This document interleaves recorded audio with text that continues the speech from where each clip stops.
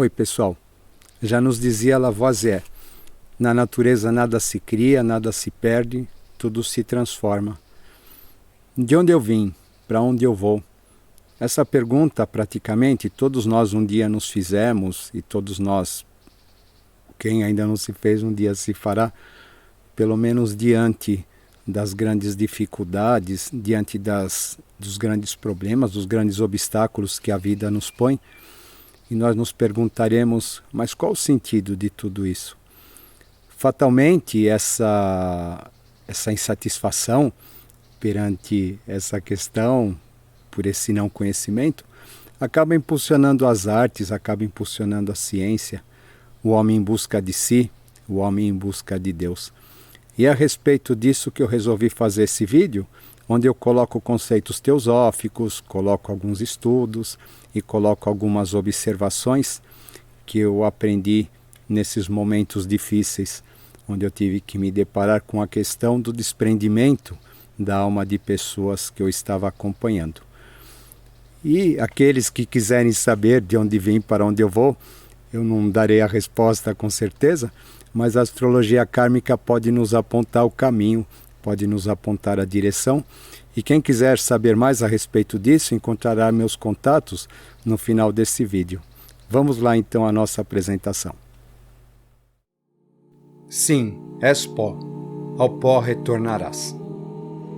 A autora tem diante de si um manuscrito arcaico, coleção de folhas de palma impermeáveis à ação do tempo por um processo específico desconhecido. A primeira página é de um negro intenso, com um disco branco ao centro. A segunda é igual à primeira, mas dentro do círculo foi acrescentado um ponto. A primeira representa o cosmos, a eternidade antes de voltar a despertar a energia, ainda em repouso, na emanação de mundos em sistemas posteriores. O ponto no disco representa a aurora da diferenciação. O ponto no ovo do mundo é o germe onde se desenvolverá o universo, o todo, o cosmos, infinito e periódico, germe que é latente ou ativo por turnos. O círculo único representa a unidade divina, de onde tudo procede e para onde tudo volta. A circunferência representa a presença abstrata e sempre incognoscível e seu plano, alma universal, sendo que as duas são aspectos da unidade. Nesta alma dormita durante o repouso, o pensamento divino é a vida única, eterna, invisível e onipresente. Inconsciente, no entanto, é consciência absoluta, incompreensível e assim a única realidade existente por si mesma. Seu único atributo é o movimento, eterno e incessante, o grande alento. O que permanece imóvel não pode ser divino. Assim tem início a narrativa do desenrolar da manifestação cósmica, segundo a doutrina secreta, quando em meio à eternidade do grande tudo-nada, surge o absoluto, a partir do qual terá início toda a vida manifestada. Para isso, ele próprio vai se plasmando em sucessivas camadas que vão desde o plano mais sutil até atingir o mais denso, denominados como sátivico, rajásico e tamásico, em referência aos atributos do Pai, da Mãe e do Filho, por onde todo fluxo criador deve percorrer até converter-se em criação. E com isso, tem início o despertar da aurora deste primeiro movimento da mente em descida ou adensamento, de onde surgem os 7 luzeiros ou Dian-Xuans a evoluir através de seus sistemas planetários, que acontecerão em 7 grandes dias e noites, conforme vão sendo transpassados outros 7 planos universais, em vertiginosa queda, até atingir a materialidade máxima, quando a consciência primordial praticamente morre ou adormece, convertida em inconsciência, a partir do momento em que toca ao estado denso, objetivado no planeta onde vivemos. A tradição ocultista nos vai estabelecer uma relação entre estas etapas e as 22 letras do alfabeto hebraico, em conformidade com os arcanos maiores do tarô. Aqui, a tríade criadora, que estabelece o plano do Pai, o sátivico, vai estar representada pelos arcanos referentes às letras mães e aos planetas transpessoais da modernidade, Urano, Netuno e Plutão. O aspecto setenário, correlacionado ao plano da Mãe Divina ou Rajásico, nos aparece representado nas cartas referentes às letras duplas deste alfabeto, associados aos 7 planetas da Antiguidade, que, por sua vez, são regentes de um outro aspecto, agora duodécimo, que, ligados ao plano do Filho ou Tamásico, são representados pelas letras hebraicas simples, expressas também nos 12 signos do zodíaco. Deste modo, do ternário surge o setenário, e desse derivam os 12 aspectos que vão reger toda a vida manifestada. E assim, ao compasso demarcado pelo ritmo celestial das esferas, nascem os mundos, nascem as estrelas e são concebidos os homens. Pulsante como um grande coração, expandindo e contraindo, o universo recém-criado respira, e a manifestação vai acontecendo em dias e noites consecutivas, como ondas de um vasto oceano, denominadas pela teosofia como Manvantaras e Pralayas, aos quais podemos associar os conceitos de vida e morte, onde existe um propósito e um experimento, e cuja conclusão nada mais é do que o retorno da substância originada por esse propósito, agora acrescida pela consciência, adquirida a partir do caminho percorrido até atingi-lo. Tudo que um dia foi manifesto retornará à sua origem no seu final, quando até mesmo este nosso universo, a partir do qual a consciência planetária evolui, será finalmente extinto. A única permanência é a impermanência de todas as coisas, no micro, no macrocosmos e em todos os níveis da existência. O que permanece imóvel não pode ser divino. Deste modo, numericamente regida, a vida-energia veio caminhando por eternidades inimagináveis, através de longos dias e noites da manifestação, até atingir a plenitude da forma objetivada em nosso planeta, como o ponto mais denso de todo o processo evolutivo, para que a partir daqui possa ascender como consciência realizada em seu retorno às sublimes esferas no seio do próprio Eterno de onde partiu. A vida objetivada na Terra vai acontecer entre os 4 planos: físico, vital, emocional e mental concreto, onde podemos fazer uma analogia entre estes e a pauta musical, que foi concebida em função das 7 notas como expressões dos 7 estágios da manifestação que regem toda a vida planetária, já que aqui se apresenta a grande sinfonia cósmica, executada conforme a métrica matemática, que rege os compassos e os movimentos da manifestação e cuja melodia nos conecta aos aspectos mais subjetivos e arquetípicos do divino a serem aqui assimilados como emanações do éter sonoro. Uma vez falando em termos de música e observando este modelo de teclado, referente a uma oitava musical, compreendemos claramente como, a partir das 7 notas, chegamos ao número 12, como expressão das 12 pétalas do chakra cardíaco, como tônica deste nosso 4º momento evolutivo, onde podemos estabelecer a seguinte relação entre as teclas e os signos do zodíaco, de acordo com a regência dos táttivas planetários. Escorpião e Áries, relacionados a Marte. Leão, relacionado ao Sol. Gêmeos e Virgem, associados a Mercúrio. Aquário e Capricórnio, como aspectos regidos por Saturno.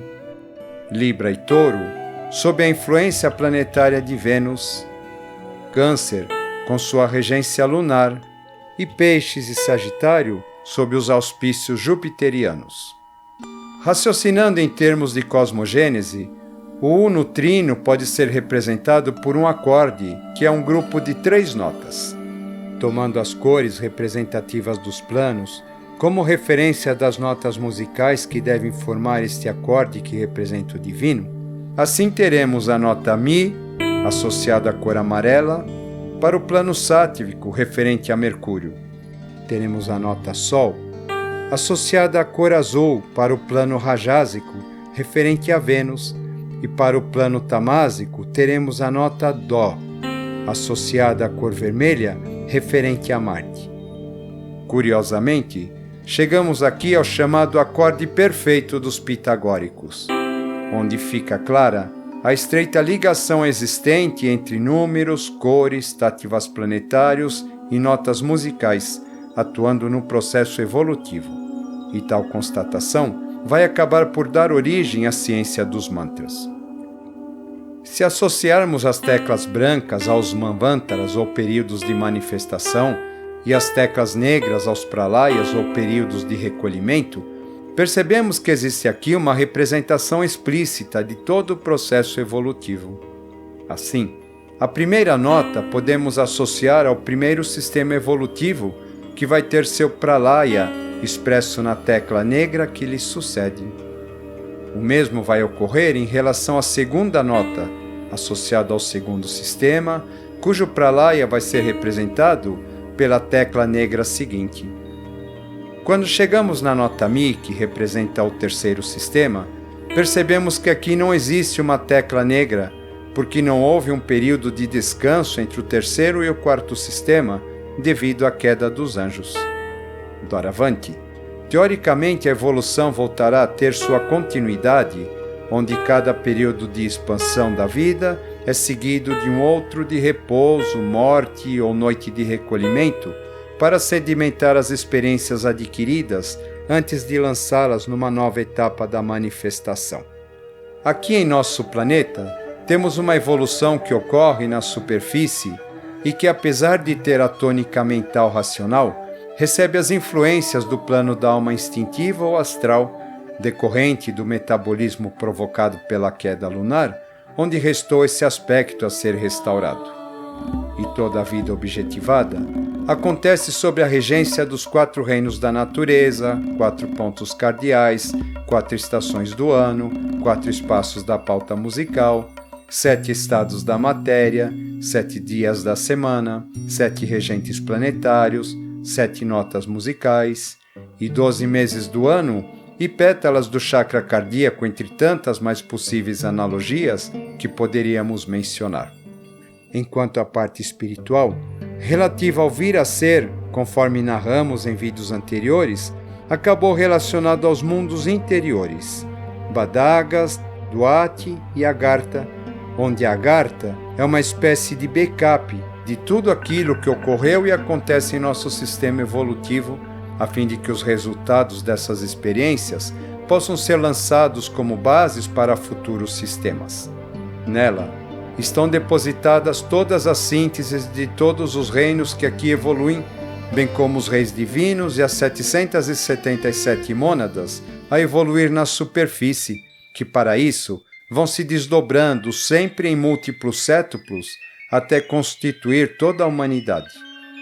É interessante notar que ao mesmo tempo em que essa humanidade cresce em tamanho de população, a consciência individual diminui, ao passo que as experiências geradas para a mônada aumentam.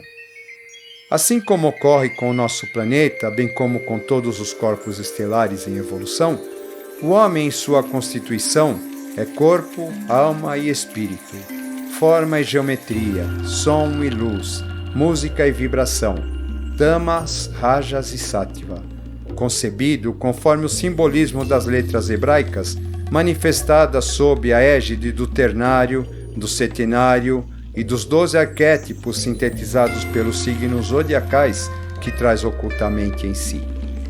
Deste modo, toda a criação é o reflexo do Criador, que sobre ela se debruça, se compraz e reconhece, e ao tocá-la apaixonado, assim como no mito de Narciso, acaba por encontrar a morte no plano da consciência universal para adquirir vida material e passar pelo esquecimento do divino.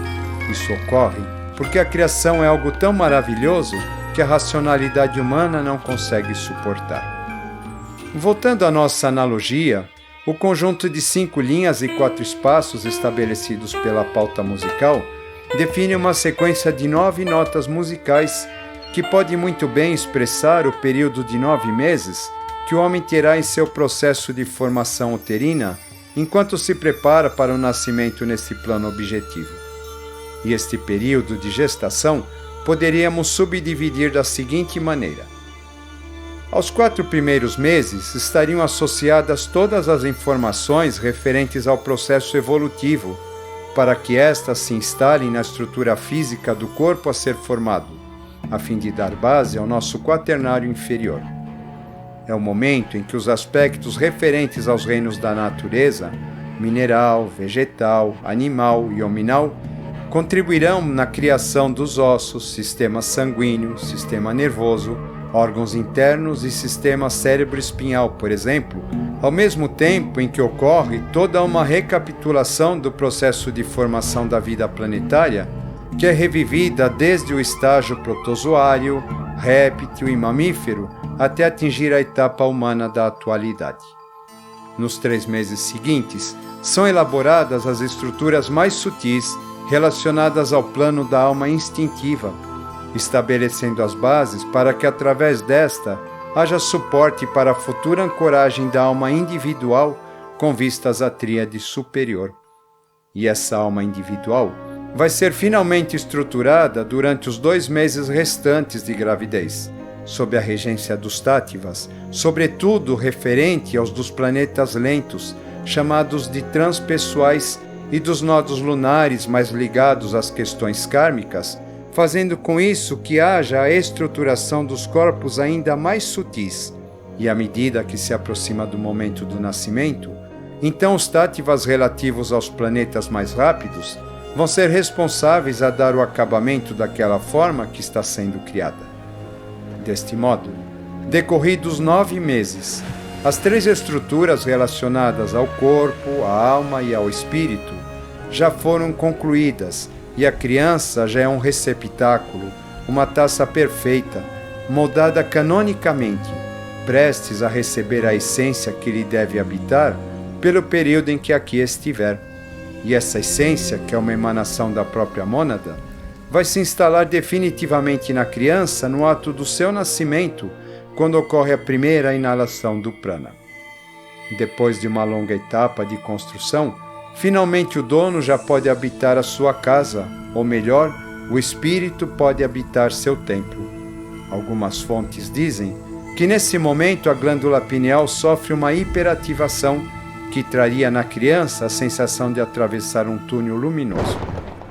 O nascimento desencadeia uma série de processos no corpo físico do bebê com a finalidade de estruturar uma espécie de mapeamento cerebral que dará suporte à formação dos circuitos neurais, que serão mais especificamente desenvolvidos no decorrer dessa existência, conforme visto em vídeos anteriores, onde citamos as relações entre estes e os 7 principais chakras do corpo humano. Na criança, os chakras inicialmente se assemelham a pequenos botões de flores que vão desabrochando gradativamente, ativados conforme o desenvolvimento neural vai ocorrendo em sua formação. Deste modo, no momento imediato após o nascimento, o primeiro circuito de biossobrevivência é acionado, a partir do momento em que a criança começa a mamar. Em seguida, devido à ativação do sistema imunológico e à etapa onde o bebê começa a engatinhar, é a vez do segundo entrar em atividade. E quando esta criança já pode caminhar sozinha e começar a ter mais autonomia e explorar o mundo à sua volta, chega a vez de estruturar as bases para o terceiro circuito neural. Por volta dos 7 anos de idade, quando tem início a fase mais voltada ao desenvolvimento mental, o 4º circuito cria suas bases, demarcando a morte da infância. Depois disso, a cada ciclo de 7 anos ocorrerão grandes transformações corporais, emocionais e racionais que acompanharão esta criança desde o começo até o final da sua vida já como adulto. Biologicamente falando, a cada um desses ciclos de 7 anos ocorre uma renovação completa das células do corpo humano e, filosoficamente falando, poderíamos dizer que a cada setênio ocorre uma morte e um renascimento em nosso organismo, à semelhança do que acontece em relação às etapas do sistema evolutivo planetário, onde em cada uma delas ocorre uma morte para dar continuidade à etapa seguinte, já em outro estágio de consciência. De um modo geral, Como estamos na quarta etapa, existem 400 já ativos devido ao caminho percorrido e 3 outros centros superiores relativos aos aspectos da divindade a serem desenvolvidos que existiriam ainda de modo bem incipiente, aguardando o despertar da mente criativa para que possam ser melhor desenvolvidos. Com o passar do tempo, os grãos da areia da ampulheta do velho Cronos se esgota e chega o momento em que tudo aquilo que um dia teve início precisa agora se recolher. Chega o momento da morte. Aquele feto que foi bebê, que foi criança, que foi jovem, que foi adulto, finalmente cumpriu seu ciclo neste orbe e todas as experiências adquiridas durante o recorrer da sua vida, que acabaram depositadas nos circuitos neurais, nos chakras e nos corpos a eles relacionados, devem agora ser devolvidas ao seu plano de origem e, deste modo, o homem inicia seu caminho de volta aos mundos sutis. Tão logo as funções mentais racionais cessam, no chakra cardíaco ocorre uma profunda revisão de tudo aquilo que foi experimentado durante a vida que agora se esgota, e acontece uma espécie de julgamento em relação às skandhas e às nidanas, quando os componentes instintivos serão encaminhados para a alma coletiva da humanidade. Sendo que a conclusão resultante desse balanço é transferida como consciência para a tríade superior. No Antigo Egito, esse momento nos aparece representado como sendo o julgamento diante da deusa Maat, onde o coração é pesado por uma imensa balança. É interessante notar que muitas vezes isso pode ocorrer até mesmo num período muito anterior ao processo da morte efetivamente acontecer. Na etapa seguinte, a glândula pineal vai receber uma forte descarga hormonal antes de ser definitivamente desativada, semelhante àquela que ocorreu por ocasião do momento em que nasceu o bebê, o que daria a sensação de uma travessia por um túnel de luz, conforme encontramos descrito em muitas narrativas. Dando continuidade, um após outro, os chakras associados aos nossos aspectos e realizações mais espirituais vão se fechando um a um, como botões de flores que murcham. Com isso, ocorre o afastamento da tríade superior, que vai se agregar à sua mônada de origem, levando ela os resultados de todas as suas experiências obtidas neste plano denso e que, ao abandonar o corpo físico, não participa do processo de morte. E assim, o que é do espírito volta ao plano do espírito. Agora, chega a vez de ocorrer o deslocamento da alma, que fica vagando entre os planos físico e astral, aguardando o coração parar de pulsar. Quando isso ocorre, o chakra cardíaco se fecha definitivamente, tal qual uma flor que desvanece, o mesmo ocorrendo com o esplênico relacionado ao corpo vital e o raiz relacionado ao plano físico, que também vão fenecendo um a um, sendo que o último a permanecer até o final vai ser o chakra umbilical, cujo desligamento vai depender do grau de apego instintivo que o homem possui em relação a este plano terreno. Finalmente, no momento em que este se fecha definitivamente, ocorre a ruptura do cordão de prata e a alma finalmente se desprende de seu invólucro temporal. Da mesma maneira que o homem possui uma tríade superior e outra inferior, mediadas pelo plano na mente racional, o mesmo ocorre em relação ao nosso planeta, onde os aspectos relativos à tríade inferior vão ser correspondentes aos planos energéticos e astrais que cercam a Terra como uma espécie de invólucro, sendo que aqueles relativos à tríade superior estariam depositados nos mundos interiores. Quando acontece a morte do homem comum, todas as substâncias sutis que em seus corpos se encontravam agregadas retornam ao seu plano de origem, levando consigo toda a bagagem em termos de consciência adquirida durante a viagem que representou sua vida. Quando ocorre a morte do corpo físico, todos os seus componentes vão se dissolver nos estados da matéria e reinos da natureza que lhe deram base. O mesmo ocorrendo com o corpo vital, que vai acabar sendo englobado pelos estados vibratórios energéticos mais densos. com o fechamento dos centros relativos aos planos emocional e mental racional concreto, ocorre o desprendimento do corpo astral e a tríade inferior acaba sendo atraída para o mundo astral coletivo e lá vai permanecer por algum tempo até que encontre a segunda morte, que originará resíduos kármicos a serem resgatados em encarnações futuras.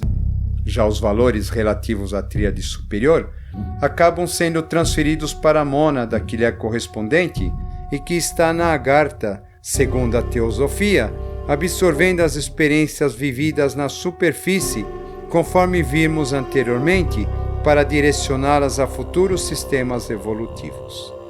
Porém, uma vez que já tem este homem atingido a plenitude evolutiva do centro cardíaco, com o desenvolvimento do mental criativo filosófico e o despertar do chakra vibhuti, conforme viemos falando em outros vídeos, que lhe ortogaria a condição de mestre ou grande alma perante a humanidade, nele os corpos referentes aos mundos interiores estariam todos interligados e por isso não sofrem dissociação, por haver esse homem constituído aquilo que é chamado de corpo causal, o que lhe daria a possibilidade de continuar sua evolução nos mundos interiores, onde passaria a atuar nos destinos da humanidade, projetando sua consciência na superfície terrena através dos processos avatáricos.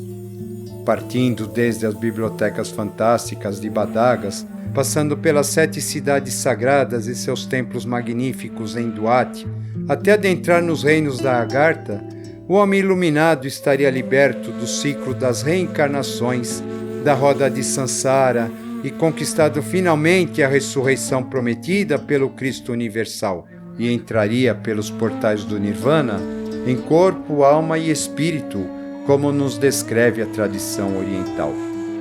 Porém, devido ao seu grande amor e infinita compaixão, desperto durante seu caminhar pela superfície, ao chegar diante dos portais azuis da cidade eterna Shambhala, este renuncia à sua condição deífica e retorna para trabalhar pela causa da humanidade, para que esta também possa encontrar seu caminho de volta à Santa Morada, porque mais vale trazer a Agartha para a face da terra do que conquistá-la para si. Tudo aquilo que sabemos a respeito da morte em todas as tradições, crenças e religiões não passa de mera especulação a respeito desse arcano indecifrável. Porém, inconformado, perante sua atitude fria, impessoal e indiferente a tudo e a todos, o homem realizou grandes obras em todos os segmentos em busca de registrar sua passagem por este orbe, suas dores, seus conflitos, seus sonhos e suas conquistas, através dos tempos, nos pensamentos, nas artes e até mesmo na ciência, em busca de se tornar imortal.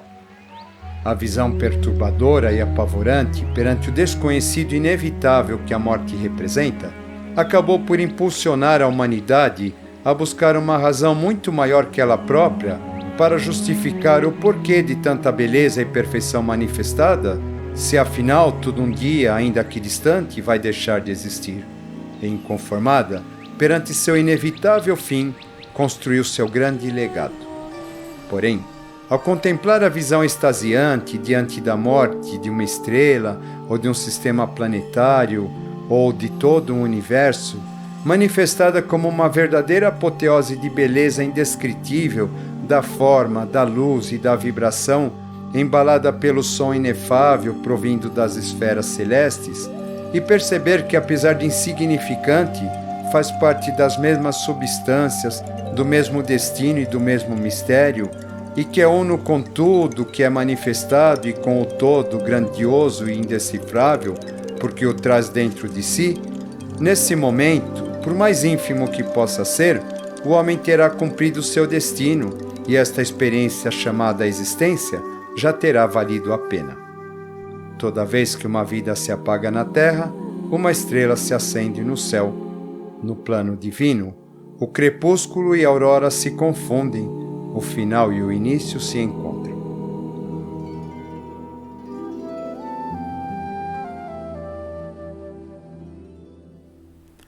Como vocês perceberam, a manifestação por si só, ela é algo maravilhoso. Independentemente do local para onde a gente vá, entre as idas e vindas, esse processo acaba nos fazendo pensar a respeito de uma série de questões e acaba fazendo com que a gente entre em contato com a nossa incapacidade, com a nossa impotência em interferir diante de tudo isso. E diante da nossa incapacidade, diante da nossa impotência, nós sentimos necessidade de buscar algo que nos dê essas explicações. E a partir do momento que nós vamos ter essa busca, nós abrimos caminho para a manifestação de seres, de grandes guias, de grandes mestres, que possam aos poucos ir desfazendo todo o pensamento errôneo, todo o pensamento preconceituoso que a gente tem a respeito dessas questões, e que nós possamos cada vez mais nos libertar de nós mesmos e nos libertar das trevas que nos rodeiam, as trevas da ignorância, e compreender melhor o porquê de tudo isso. Tá bom? Fica aí mais um tema para meditação. Espero que vocês tenham gostado e até a próxima.